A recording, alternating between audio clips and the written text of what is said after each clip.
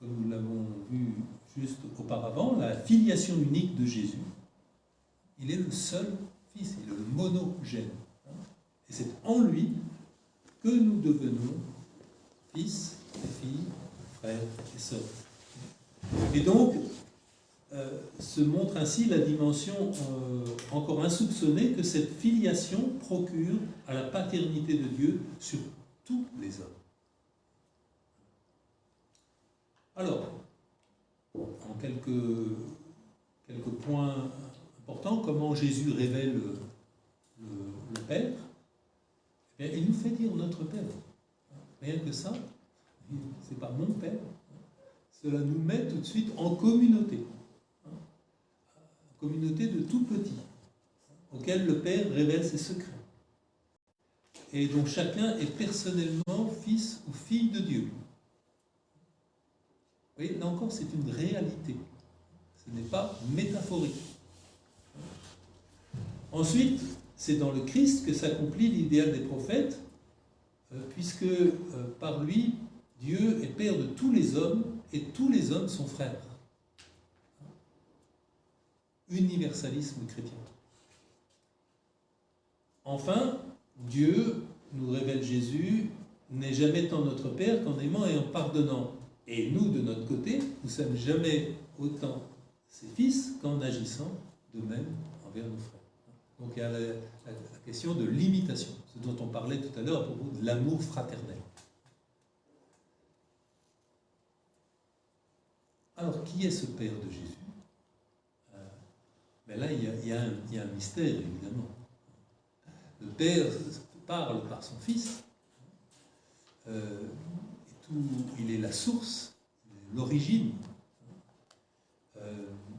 Mais il reste pour partie inconnaissable. Jésus et sa parole et son visage de miséricorde. Il est le Fils unique et bien-aimé. Et voilà, cette paternité unique comme cette filiation. C'est dans cette paternité unique que nous sommes appelés à entrer. Et alors, un point important, dans sa condition d'incarnation, le Fils éternel reste le Fils, et le Christ est soumis au Père. Et on le voit partout dans l'Évangile, en particulier à ce moment extraordinaire de l'agonie, qui se soumet à la volonté du Père de sauver tous les hommes. Alors que ça passe par la passion, la crucifixion, la mort. Non pas ma volonté, mais que ta volonté soit faite. C'est-à-dire que nous, en tant que fils, si nous voulons vivre la fraternité, il faut honorer la paternité, et donc faire la volonté du Père.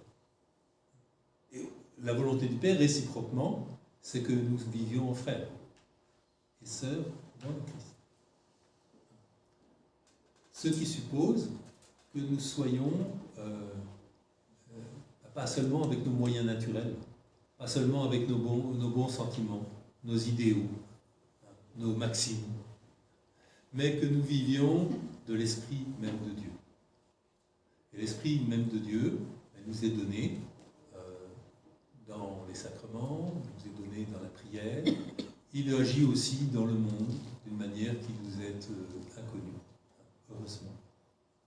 C'est ce qui explique que l'on puisse faire, on va le voir, appel à la fraternité universelle à travers toute la bonne volonté humaine et toutes les religions. Donc, première conclusion. La fraternité entre les hommes ne se comprend qu'en référence à un Dieu créateur et Père de tous, et ne peut se réaliser pleinement que dans le Fils unique, qui s'est fait homme pour nous réconcilier avec le Père et nous partager leur esprit d'amour. Ça, c'est un enseignement biblique fondamental. Alors maintenant, comment tout cela est monnayé, on peut dire, dans l'enseignement plus récent de l'Église? Alors là aussi, quelques petits sondages, simplement.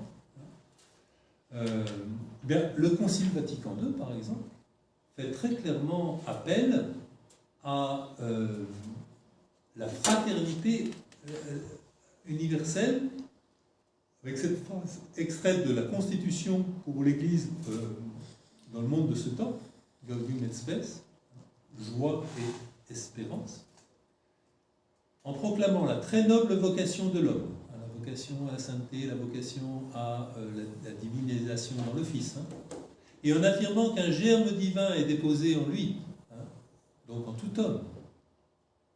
Ce saint synode, le concile, offre au genre humain la collaboration sincère de l'Église pour l'instauration d'une fraternité universelle qui réponde à cette vocation.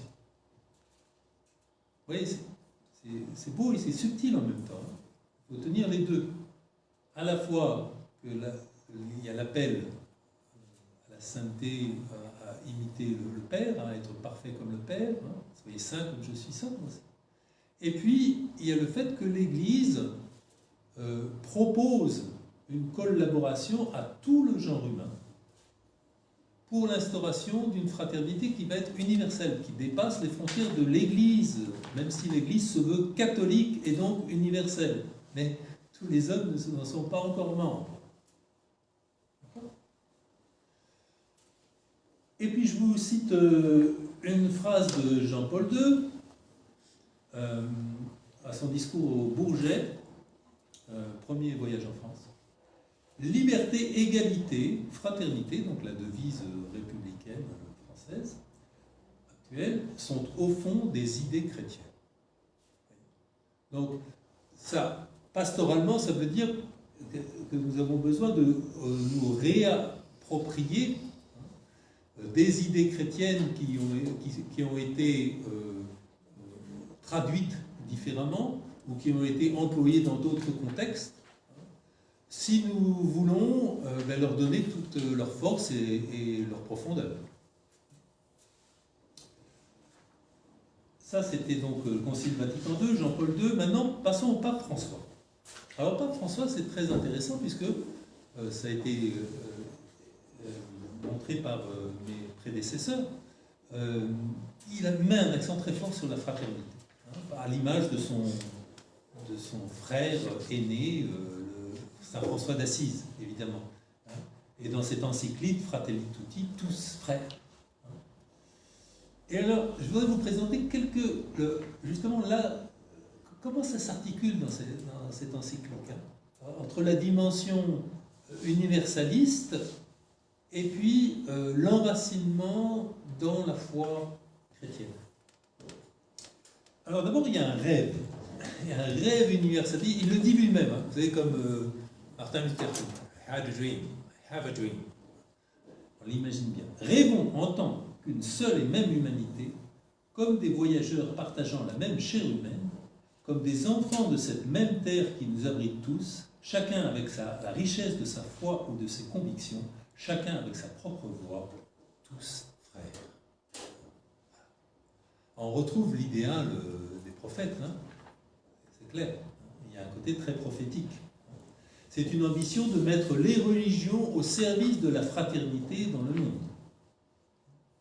Saint François d'Assise avait même été voir le sultan pendant une croisade, pour essayer justement de se retrouver autour de la paix.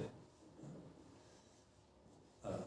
Et cela donc mettre les religions et même les convictions philosophiques diverses, qui peuvent être anti-religieuses par ailleurs, pas se le cacher. Donc ça pose des problèmes, mais c'est une voie étroite, on va dire une ligne de crête. Alors, c'est intéressant parce que le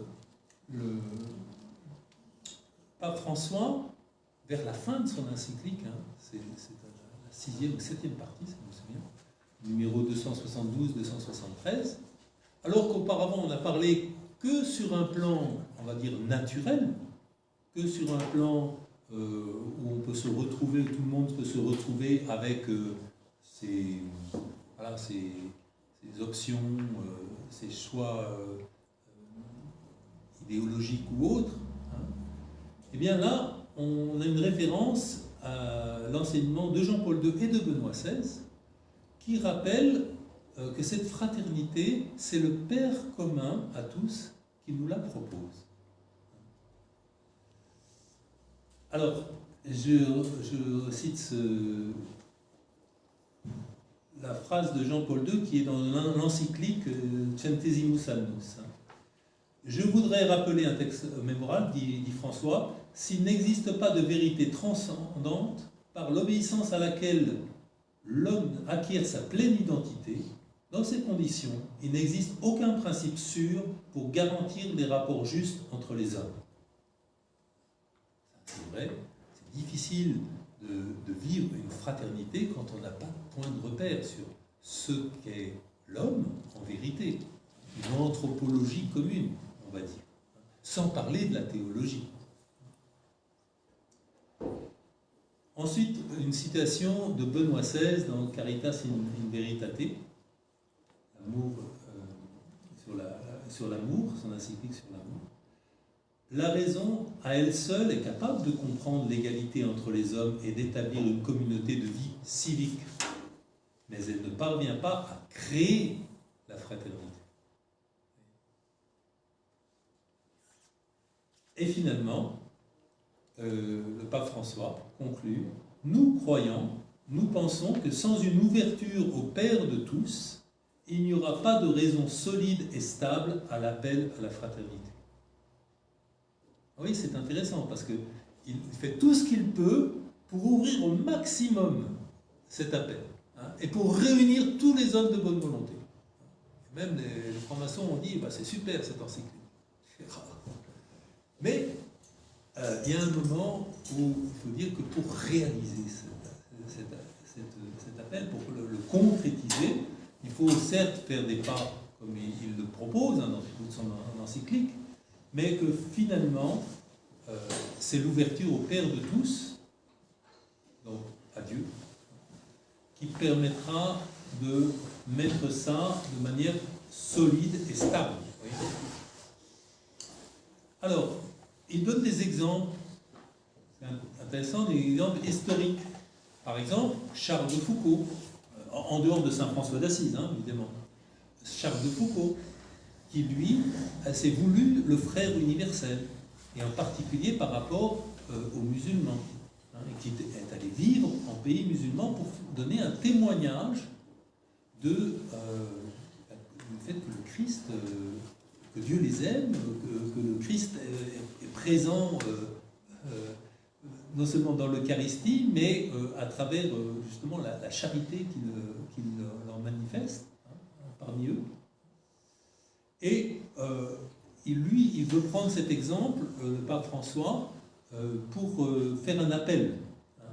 Donc, vous savez que les relations avec les musulmans étaient un peu compliquées à l'époque de Benoît XVI, et le pape François est vraiment intervenu pour faire en sorte que ça s'améliore.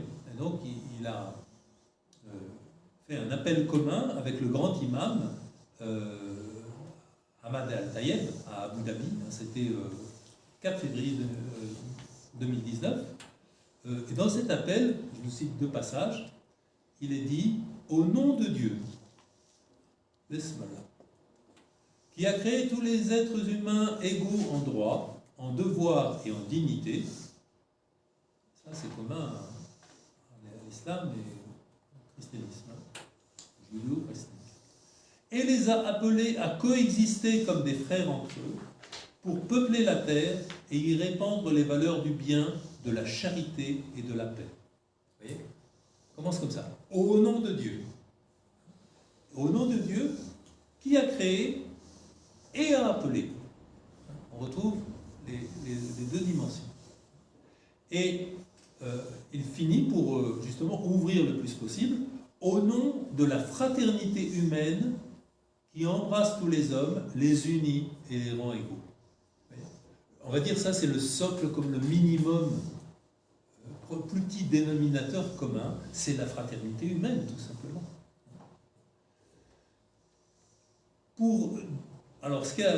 Pour finir, hein, il propose donc à la fois une prière chrétienne écuménique, c'est l'unité de l'Église déjà, et c'est pour les chrétiens. Mais il propose aussi, pour encore rassembler largement, une prière au Créateur que tous les croyants peuvent reprendre.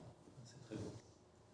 Et alors là, on voit qu'il ne s'agit pas seulement la fraternité, pas seulement en lien avec la paternité, et en lien avec la maternité. Et la question, c'est de savoir qui est la mère. Notre mère, spirituellement parlant, voilà, nous en avons besoin pour être des fils et des filles, des pères, des frères et des sœurs. Voilà ce que le pape François dit à son propos. Pour de nombreux chrétiens, ce chemin de fraternité a aussi une mère appelée Marie. Elle a reçu au pied de la croix cette maternité universelle et elle est pleine de sollicitude, non seulement pour Jésus, mais aussi pour le reste de ses enfants. Forte du pouvoir du ressuscité, elle veut enfanter un monde nouveau où nous serons tous frères, où il y aura de la place pour chacun des exclus de nos sociétés, où resplendiront la justice et la paix. Ça, c'est vous voyez, cette dimension de la dévotion mariale. Mariale comme à Marie, mère de tous ceux qui sont appelés à vivre cette fraternité dans le Christ, et avec la puissance de la résurrection à l'œuvre pour triompher de toutes les puissances des ténèbres qui sont nous mettent dans la division, qui nous montent les uns contre les autres. Alors, une transition pour la deuxième partie, avec une homélie prononcée par Monseigneur Dominique Ray, donc l'évêque de Fréjus-Toulon, aux pèlerins de Cotignac. Vous savez, Cotignac, c'est un sanctuaire joséphin, puisque c'est le seul lieu, à notre connaissance, où Saint Joseph soit apparu seul. C'était en France, au XVIIe siècle, fin XVIIe, en Provence. Alors, qu'est-ce que dit Monseigneur Ray? Il dit trois choses. Il dit d'abord, le Père, c'est l'indispensable garant de la fraternité. J'aime bien cette expression. Elle résume ce que nous avons vu précédemment. Et donc, le problème dans nos sociétés, c'est que nous avons tendance à évacuer le Père, pour différentes raisons, parce qu'on veut se débarrasser du machisme, de l'esprit patriarcal, etc., ou d'une autorité qui a pu être exercée de façon tyrannique ou arbitraire. Mais en jetant le papa avec l'eau du bain, eh bien, en fait, on aboutit à l'impossibilité de la fraternité. Parce que nous avons besoin d'un père. La vocation paternelle, c'est de rendre possible, de rendre fécond la mixité humaine au sein même de la famille, déjà. Les frères et sœurs s'éprouvent différents, tout en se sachant liés les uns aux autres par une même origine. Et dans une famille, on est en dette les uns par rapport aux autres. Et puis cette solidarité familiale rejaillit sur toute la société. Donc vous voyez que il conclut en disant « L'exercice pratique de la devise républicaine fraternité se déploie à partir de la famille et grâce à la paternité. Inversement, la crise de la paternité et donc de la fraternité impacte lourdement le vivre ensemble. » Ça, on ne peut que le constater aujourd'hui, avec le délitement des liens sociaux, la montée des violences verbales, physiques, de tout ce qui, en fait, fracture notre société. Voilà. Et alors, en même temps, cette charité familiale, elle ne peut pas être repliée sur elle-même. Elle est appelée à s'ouvrir en fraternité universelle et en charité éternelle. Ça sera aussi. Donc, ça c'est le premier point. Le père indispensable, garant de la fraternité. Deuxième point, être père, c'est pouvoir se reconnaître frère de son enfant et lui laisser la place. En d'autres termes, le père, justement, le bon père, c'est celui qui bénit ses enfants, comme Abraham, Jacob, Moïse, etc. Et qui s'efface à un certain moment lorsque ses enfants parviennent à sa propre hauteur, à un certain âge, en ayant gagné une certaine liberté et avec la capacité d'assumer son destin propre. Il faut qu'il grandisse et que moi je diminue, dit Jean-Baptiste. Ça peut s'appliquer aussi au père. L'enfant devenu adulte se découvre alors, pour le père, comme un frère, une sœur, pour la mère, on va dire. Ainsi, le père se retire peu à peu pour que son fils, sa fille, deviennent sujet de son histoire. Et ce qui est très beau, c'est que, et là on passe à la deuxième partie, Joseph, si vous lisez l'Évangile, il est très discret. On n'a pas de parole qui soit reprise de lui en direct, et il s'est retiré sobrement, délicatement, humblement de la scène évangélique. Bon, on ne le voit plus. Il est sans doute décédé lors de la Passion. Et il laisse toute la place au Christ. Comme un jour, le Christ laissera toute la place à l'Église, tout en habitant en elle.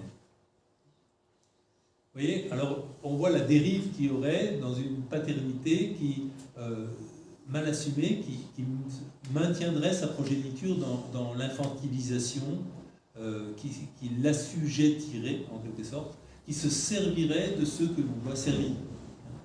Captation d'héritage, on va dire. Or, tout enfant appartient d'abord à Dieu, ensuite à ses parents, et ensuite à la collectivité. C'est dans cet ordre-là. Voilà. Et puis, c'est clair qu'à travers ce dessaisissement, il y a une dimension sacrificielle. On va la retrouver un petit peu plus loin, dans le don de soi de Saint Joseph.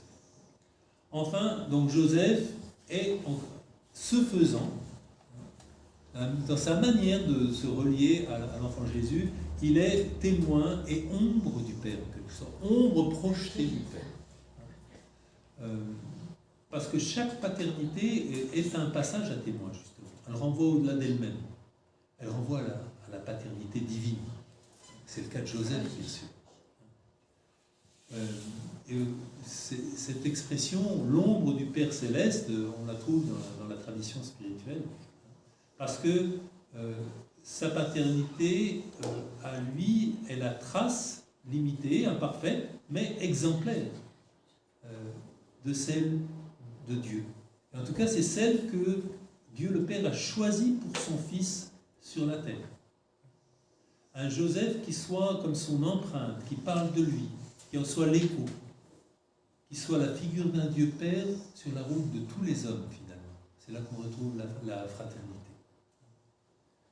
Parce que la paternité est à la fois l'héritage, elle vient de Dieu, le Père, et elle est promesse. Elle nous prépare à le rencontrer dans l'éternité. Elle est mémoire et prophétie. Alors, c'était la transition pour la deuxième partie que vous attendez. On va résumer cela, la paternité exemplaire de Joseph. Jésus, le Fils du Père éternel, a eu besoin aussi d'un Père terrestre pour grandir en tant qu'homme, que Fils, et donc aussi comme frère de tous. C'est là que se place le rôle éminent de Joseph, époux de la Vierge Marie, père légal et nourricieux de Jésus.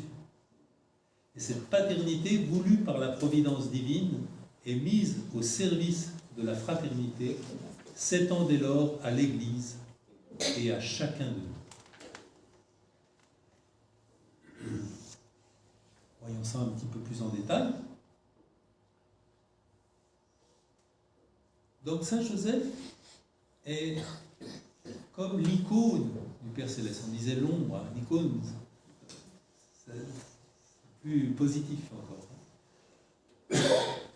Et là, je cite une exhortation du pape Jean-Paul II de 1989 qui s'intitule « Le gardien du Rédempteur ». Donc, qu'est-ce qu'il nous dit ? Si Joseph a été appelé par Dieu à servir directement la personne et la mission de Jésus en exerçant sa paternité, c'est bien de cette manière que Joseph coopère dans la plénitude du temps à ce grand mystère de la rédemption, qu'il est vraiment ministre du salut.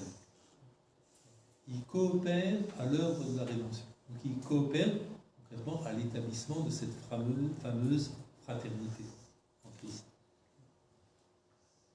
En même temps que la puissance paternelle sur Jésus, Dieu a aussi accordé à Joseph l'amour correspondant, cette fameuse charité. Cet amour qui a sa source dans le Père, de qui toute paternité au ciel et sur terre tire son nom, dit saint Paul dans l'Épître aux Éphésiens.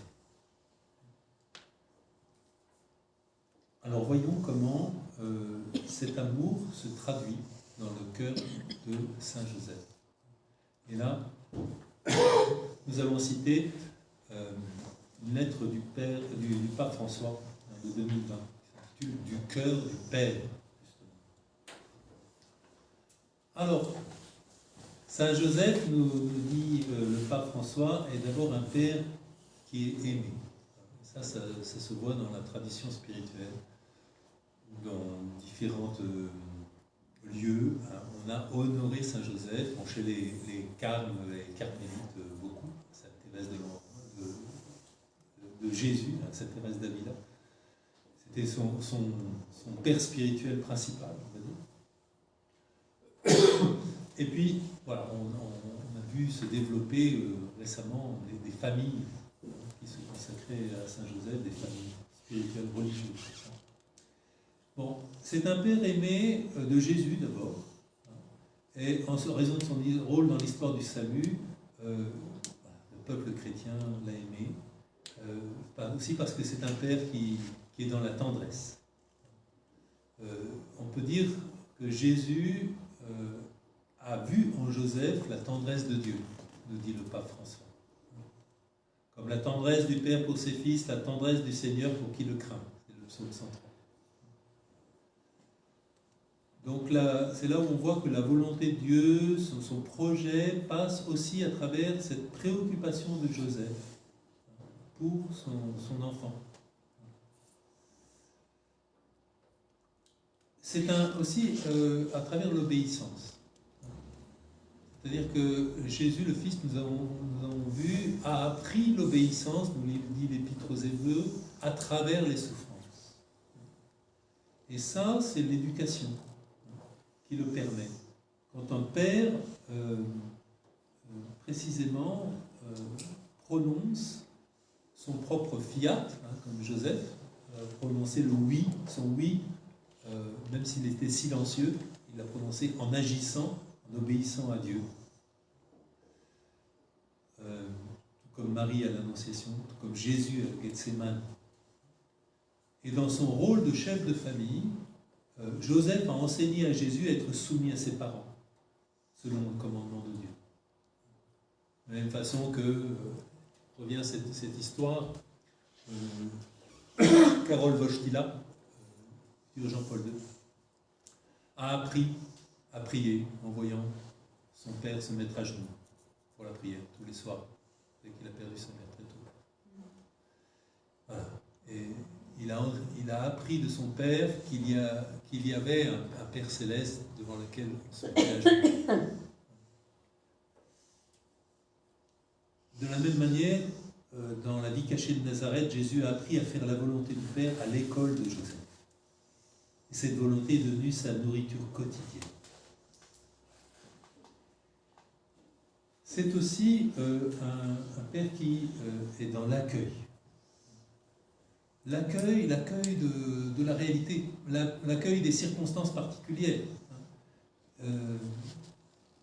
C'est seulement à partir de cet accueil que, comme des réalités comme venant de Dieu, des circonstances comme étant permises par lui, compris les situations très difficiles, hein, le meurtre des innocents, donc l'exil en Égypte, etc. C'est à travers cela que l'on voit que Joseph, non seulement est courageux, mais qu'il a un esprit et un cœur ouvert. Et que Dieu lui donne le don de force qui nous vient du Saint-Esprit, qui se manifeste justement quand nous accueillons la vie telle qu'elle est, quand nous faisons place aussi à cette partie contradictoire, inattendue, décevante de l'existence. Alors, dans cet accueil, il montre donc la force, hein, donc un courage, mais un courage même créatif. C'est-à-dire que il est clair que Joseph se trouve, par exemple, lors du recouvrement au temple, hein, ou lors de la naissance de Jésus, hein, quand il faut aller à Bethléem, alors qu'ils sont tout au nord, là, à Nazareth. Et qu'il faut trouver moyen de se loger, qu'il faut trouver moyen d'assister Marie qui va donner naissance à Jésus. Bon, on voit les problèmes qui peuvent se poser pour un homme comme Joseph. On n'a pas dans l'Évangile de récit de ses angoisses, ses atermoiements, etc. On voit simplement faire ce qu'il a à faire. Conduire Marie, la veiller, accueillir Jésus qu'il est. Et lors du recouvrement au temple, alors là, on sait qu'ils étaient angoissés par ce qui se passait, la disparition apparente de Jésus. Mais voilà, ils ont écouté Jésus leur expliquer ce qui se passait, ce qui s'était passé. Je dois être aux affaires de mon Père. Même s'ils n'ont pas tout compris, ils sont revenus avec lui et Jésus, de son côté, leur était soumis. Donc, un courage créatif, un courage qui se manifeste aussi dans le travail. La personne qui travaille, quelle que soit sa tâche, collabore avec Dieu lui-même et devient peu à peu créatrice du monde qui nous entoure. Et on sait combien le manque de travail aujourd'hui, ou de travail qui a un sens, est aussi quelque chose qui ronge notre société. Et puis donc finalement un père qui est dans l'ombre, on a cité ce terme déjà, au sens où il fait référence à celui qui est le père par excellence. Donc finalement, Saint Joseph, eh bien, nous pouvons le prier. Nous pouvons le prier et c'est intéressant de voir que le pape François, à la fin de cette lettre apostolique, va donner une prière très belle, hein, qui va permettre, qui nous permet de nous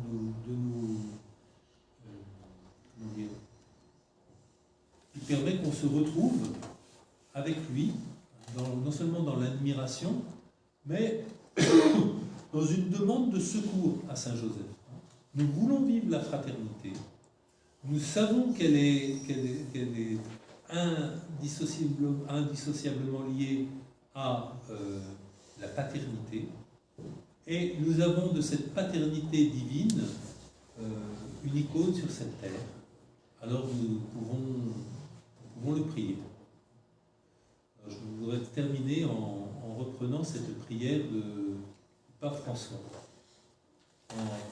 Il reste à implorer, ce faisant, de Saint Joseph, cette conversion dont nous avons besoin pour vivre réellement la fraternité, là où nous sommes. Salut, gardien du Rédempteur, époux de la Vierge Marie. À toi, Dieu a confié son Fils. En toi, Marie a remis sa confiance. Avec toi, le Christ est devenu homme. Ô bienheureux Joseph, montre-toi aussi un Père pour nous et conduis-nous sur le chemin de la vie. Obtiens-nous grâce, miséricorde et courage, et défends-nous de tout mal.